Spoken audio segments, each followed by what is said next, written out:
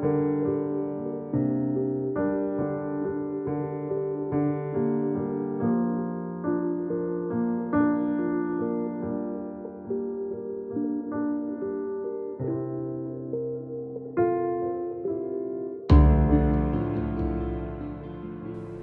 can start with a knock on the door one morning.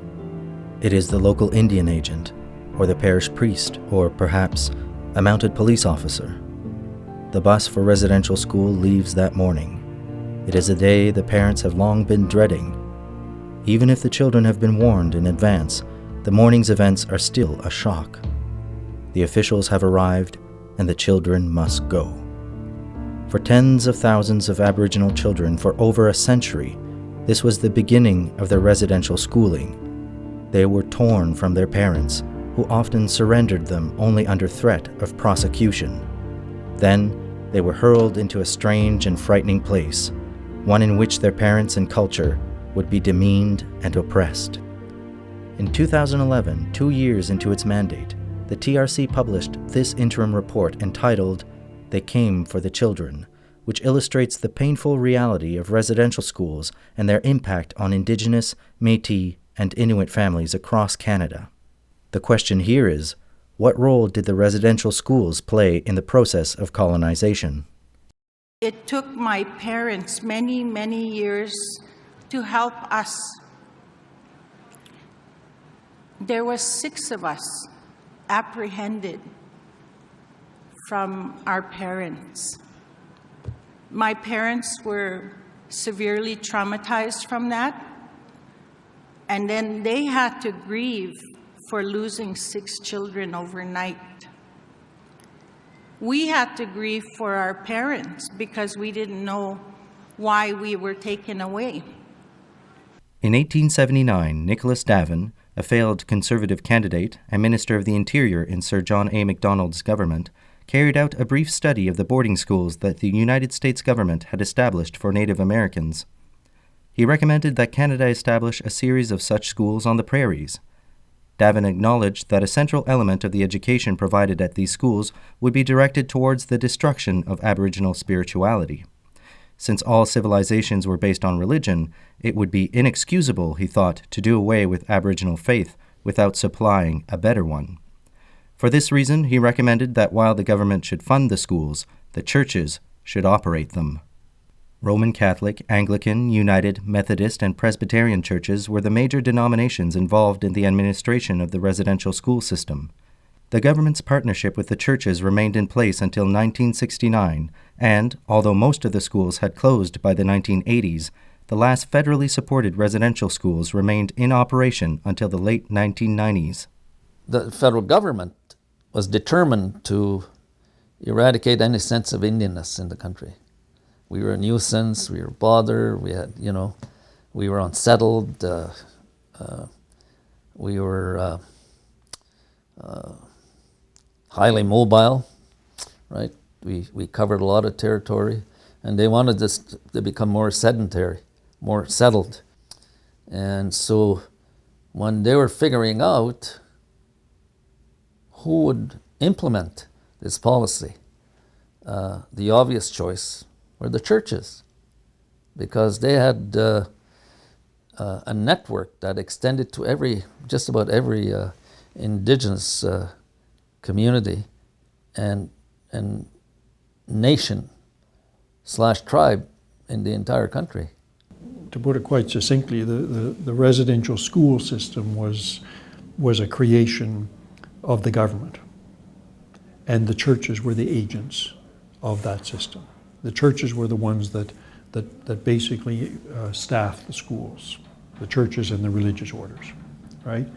And so I think there's no question that we took children away from their families, took them away from their homes.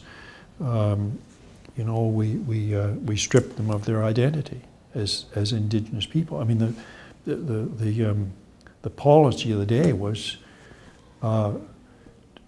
kill the Indian in that child and turn him into a civilized adult. So, and the church just arbitrarily baptized every Indigenous child. arbitrarily did it, and crushed any opportunity for the children to either express or learn anything of their own traditional spirituality. And it was basically described as evil. In justifying the investment in industrial schools to Parliament in 1883, Public Works Minister Hector Langevin argued that, "If you wish to educate these children, you may separate them from their parents during the time that they are being educated. If you leave them in the family, they may know how to read and write, but they still remain savages, whereas by separating them in the way proposed, they acquire the habits and tastes, it is to be hoped only the good tastes, of civilized people." Everything is based on our land, our heritage, our culture, our traditions, and our heritage is all land-based. And when they put us on reserves and Indian residential schools, the purpose was for land. And when they established the Indian residential schools, they entered into a joint venture with the church. And in any joint venture, each of the parties expects to benefit. And the government expected to benefit from our land, and the church expected to benefit from our souls.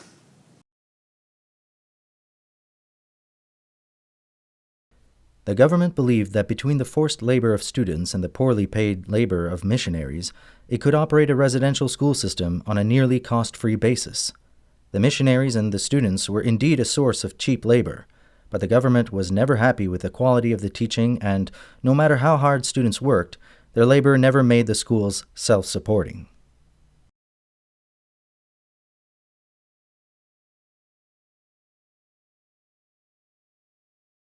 Status Indian and Métis children attended early church-run residential schools together, and the federal government had policies that allowed admission of Métis children to their schools as well. However, since education in Canada is a provincial jurisdiction, the federal government began instructing Indian agents to remove Métis children from the schools. Despite constitutional responsibility, the provinces and territories did not provide educational services to Métis children. Métis parents then were forced to enroll their children in residential schools, both church-run and federally funded. In the mid-1950s, large numbers of Inuit children began attending residential schools in the north, which were separated from home sometimes by vast distances of hundreds of miles.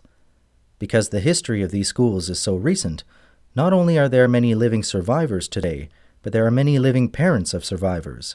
For these reasons, both the intergenerational impacts and the legacy of the schools are particularly strong in the north. When they took me away, my parents did not understand one bit of English. So who I left behind are still there. They're still back home. They have no education of whatsoever in the English form, but they know everything in the Inuit form. Therefore, I'm caught in between the two dynamic worlds of Inuit and English. Very well-educated people will not look into me because I am not educated enough. The dynamic culture of the Inuit will not look into me because I have to mix my language in Inuit and English. Therefore, I am nothing to both worlds.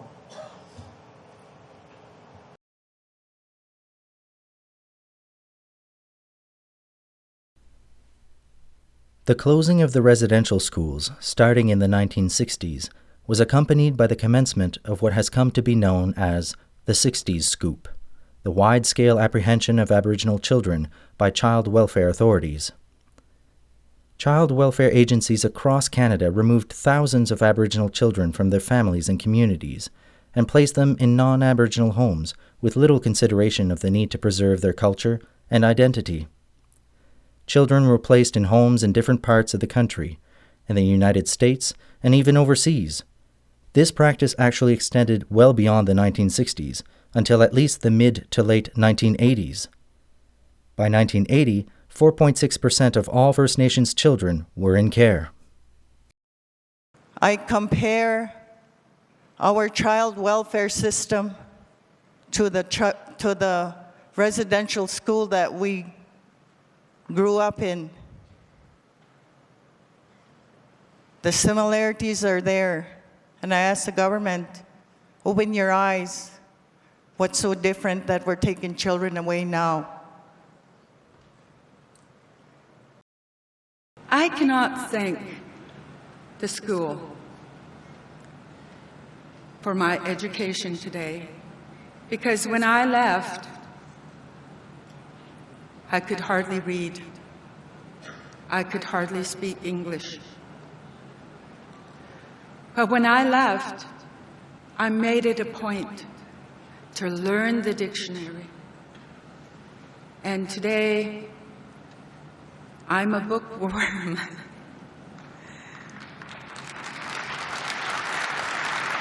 Thank you. I cannot go to bed without a book beside me. I learned to read. The model for these residential schools for Aboriginal children, both in Canada and the United States, did not come from the private boarding schools to which members of the economic elites in Britain and Canada sent their children. Instead, the model came from the reformatories and industrial schools that were being constructed in Europe and North America for the children of the urban poor. And the educational goals of residential schools were set very low in the sense that Indigenous children were being prepared not for professions, but for menial roles of servitude in Canadian society, roles like farmhands, maids, and kitchen help. So at residential schools, for example, the education students were being given was often education for menial labor jobs. These were not, we were not training Indigenous students at residential schools to go on to be doctors and lawyers. We were much more, the system was looking to train them to become domestics, maids, servants, farm workers, and so forth. Many principals and teachers had low expectations of their students.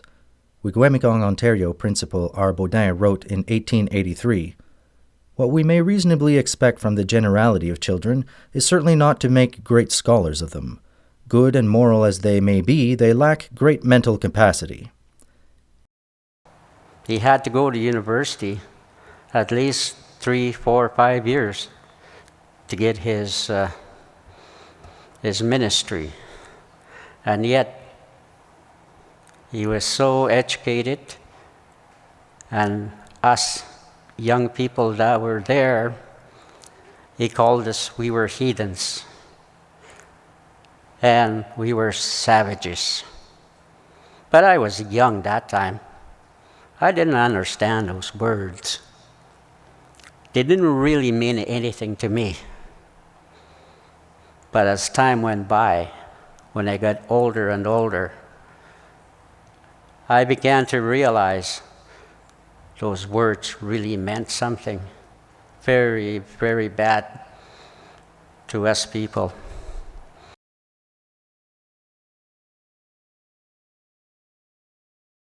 At High River, Alberta, in the 1880s, students who were not learning a trade were expected to put in 2 hours a day of chores in the winter and 4 hours in the summer. According to Principal E. Claude, to these youngest ones pertained the weeding of the garden and the housework on their side of the school, and I must say that this summer none denied our watchword, "No idleness here," as all work was exclusively done by the pupils. The government's hostile approach to Aboriginal languages was reiterated in numerous policy directives. In 1883, Indian Commissioner Edgar Dewdney instructed Battleford School Principal Thomas Clark that great attention was to be given towards imparting a knowledge of the art of reading, writing, and speaking the English language rather than that of Cree. We went to the Blood Reserve Indian Residential School, St. Paul's.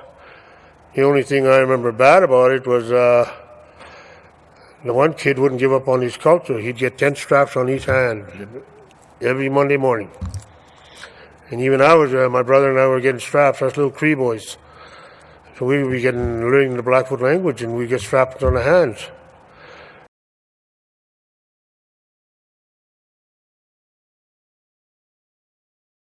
The buildings were not only fire traps, they were also incubators of disease.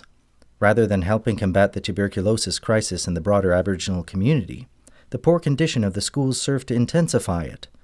The 1906 annual report of Dr. Peter Bryce, the Chief Medical Officer for Indian Affairs, observed that the Indian population of Canada has a mortality rate of more than double that of the whole population, and in some provinces more than 3 times. Tuberculosis was the prevalent cause of death. Dr. Bryce recommended in 1909 that Canada's residential schools be turned into sanatoria and placed under his administration. This plan was rejected because it was viewed as being too costly, and it was thought that it would have met with church opposition.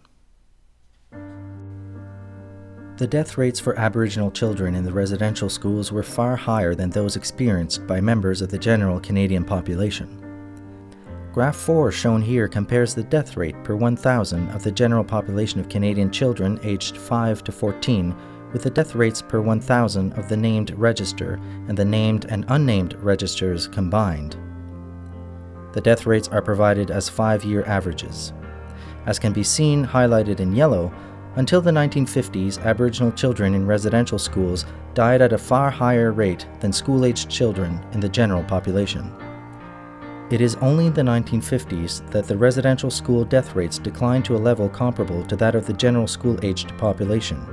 As late as the 1941-45 period, the named and unnamed combined residential school death rate was 4.9 times higher than the general death rate. It is estimated that approximately 6,000 children died in the residential schools, but there is no way to say with certainty because in 1920, the government stopped recording the deaths. I never heard my dad cry, never seen him show emotion, so that's the way that I carried myself through life. But when I was in residential school, being really lonesome for home, being lonesome for my family, what I used to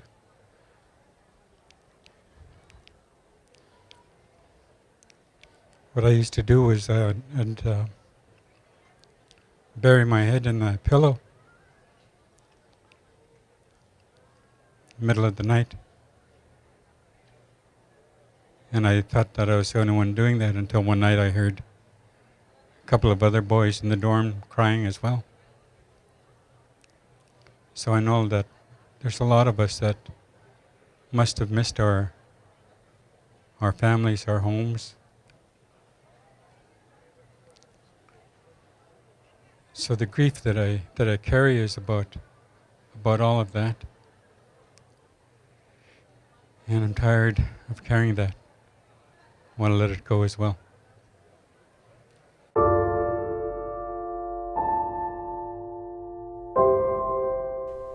This is the Mohawk Institute in Brantford, Ontario.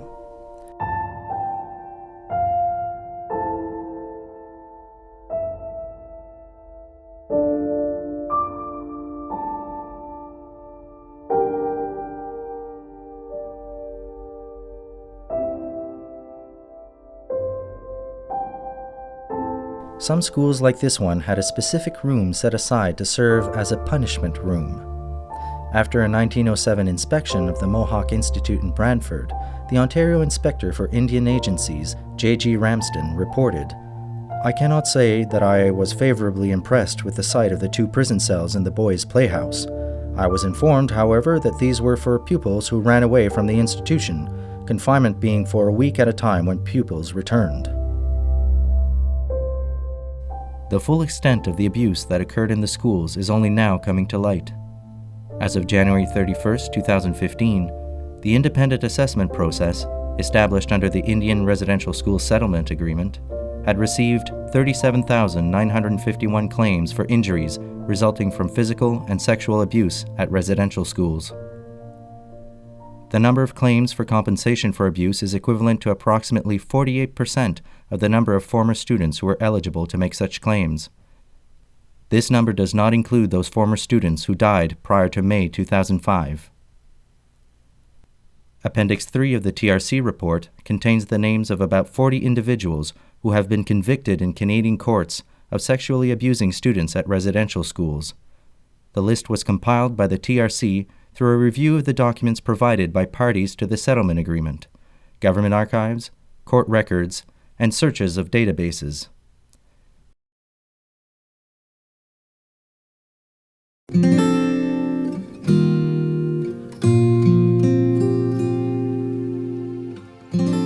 On the rinks, the athletic fields and parade grounds, or in the arts and handicraft rooms and on performance stages, many students found a way to express themselves, and through that, gained the opportunity to explore their own talents and sometimes other parts of the country or the world.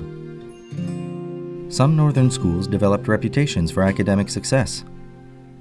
Grandin College in Fort Smith was established by the Oblates to recruit young people for the Catholic ministry. A new principal, Father Jean Pochat, decided to focus on providing young men and women with leadership training. The school became known as a leadership factory, producing numerous future government leaders for the North.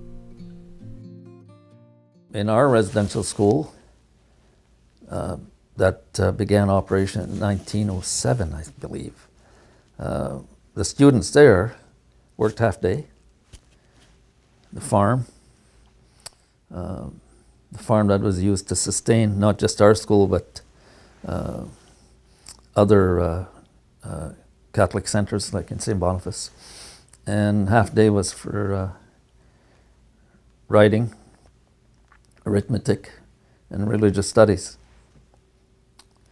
And by the time I entered school in 1951, my first year, it was full day of classes.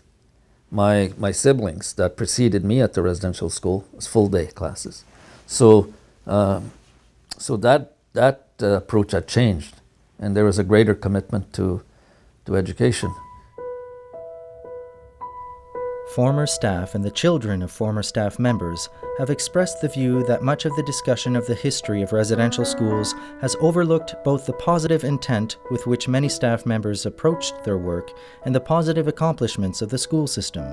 Although they certainly believed the system was underfunded, they also believed that they and their parents devoted much of their lives to educating and caring for Aboriginal children. They spent their time teaching, cooking, cleaning, farming, and supervising children. On their own, these can be seen as positive, not negative activities. For the most part, the school staff members were not responsible for the policies that separated children from their parents and lodged them in inadequate and underfunded facilities. In fact, many staff members spent much of their time and energy attempting to humanize a harsh and often destructive system. Along with the children's own resilience, such staff members share credit for any positive results of the schools. I taught my children to be kind, to be caring, and to be forgiving. I didn't want to carry the anger from residential school. But that's my choice, not to carry that anger. I choose to forgive, no matter what your color is.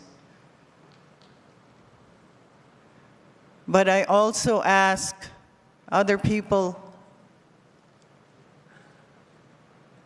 outside our communities to understand that there's still a lot of hurt in our communities, there's still a lot of frustration, and there's still a lot of people walking around with their demons. Not to be judgmental, but to be supportive.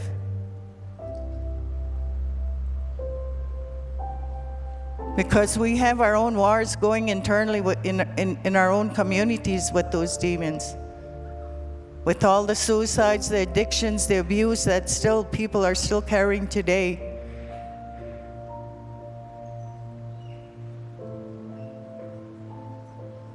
And we continue the fight.